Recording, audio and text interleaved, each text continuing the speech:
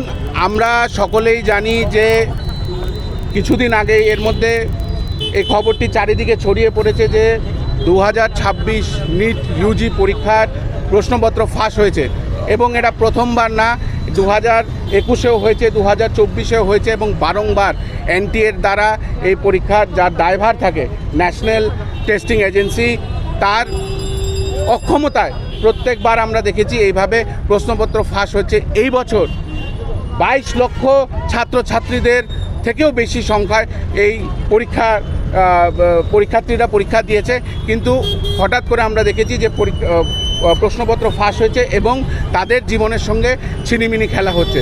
আমাদের প্রশ্ন একটাই, এনটিএকে এত বছর ধরে কেন এতবার তাদের দ্বারা নেওয়া পরীক্ষার প্রশ্নপত্র যখন এতবার ফাঁস হচ্ছে, কেন তাদেরকে এখনও ডিজলভ করা হচ্ছে না? আমাদের দাবি একটাই, অতি সত্বর এনটিএকে ডিজলভ করা উচিত এবং ধর্মেন্দ্র প্রধান, যিনি এখন পর্যন্ত এই ন্যাক্কারজনক কাজের পরেও কোনো রকম ওনার তরফ থেকে কোনো রকম কথা বাক্য আসেনি, সেই মানুষটাকে অতিলম্বে পদত্যাগ করা উচিত এবং তার সাথে অতি সত্বর এই যে তদন্ত সিবিআইয়ের আন্ডারে না দিয়ে সুপ্রিম কোর্টের বিচারপতিকে রেখে একটা কমিটি বানিয়ে যাতে এই নোংরা কাজের পেছনে যারাই জড়িত আছে এই এডুকেশন মাফিয়াদেরকে যাতে জেলের পিছনে নেওয়া হয়। আমরা এটাও দেখেছি যে বারংবার স্টুডেন্টদের সঙ্গে এইভাবে অমানবিক কার্যকলাপ হচ্ছে, কারণ নিট পরীক্ষা খালি বড়লোকের পরীক্ষা না, গরিব ছেলেমেয়েরা তাদের মা বাবার সারা জীবনের জমানো গয়নার থেকে শুরু করে জমি বিক্রি করে এই টিউশনগুলোকে কভার আপ করে তারা এই নিট পরীক্ষায় উত্তীর্ণ হয়। কেন? কারণ একটা নিট কোচিং সেন্টারের ফিজ অ্যানুয়ালি লক্ষ টাকার উপরে, কিন্তু আমরা দেখছি যে প্রশাসন নির্বিকার।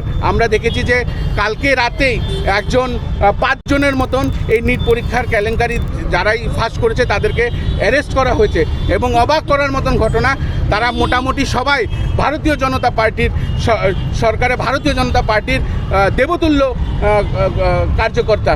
ধিক্কার জানাই, ত্রিপুরা প্রদেশ যুব কংগ্রেসের তরফ থেকেও আমরা ধিক্কার জানাই এবং এটার পিছনে আরও বড় নেক্সাস আছে, এই পুরো নেক্সাসটাকে যাতে ধরা হয়, কারণ এটা কোনো পার্টির স্বার্থে না, হাজার লক্ষ জীবন, হাজার লক্ষ ছাত্রছাত্রীর জীবন নিয়ে খেলা চলছে। 30 লক্ষ টাকার বিনিময় এইভাবে 22 লক্ষ ছাত্রছাত্রীর জীবনকে তারা অন্ধকারের দিকে ঠেলে দিচ্ছে এবং আমরা কি দেখছি যে সারাদিন লাগিয়ে, আজকে দেখলাম সারাদিন লাগিয়ে নেতারা বাইসাইকেল দিয়ে ঘুরছে, অটো দিয়ে ঘুরছে, কিন্তু তারা একবারও এটা বলছে না কেন তারা বাইসাইকেল দিয়ে ঘুরছে, কেন তারা অটো দিয়ে ঘুরছে। কারণ তাদের সরকার, এই ভারতীয় জনতা পার্টির সরকার এই ভারতবর্ষটাকে বিক্রি করে দিচ্ছে, দেউলিয়া করে দিচ্ছে, ইকোনমিক্যালি তাদেরকে শেষ করে দিচ্ছে।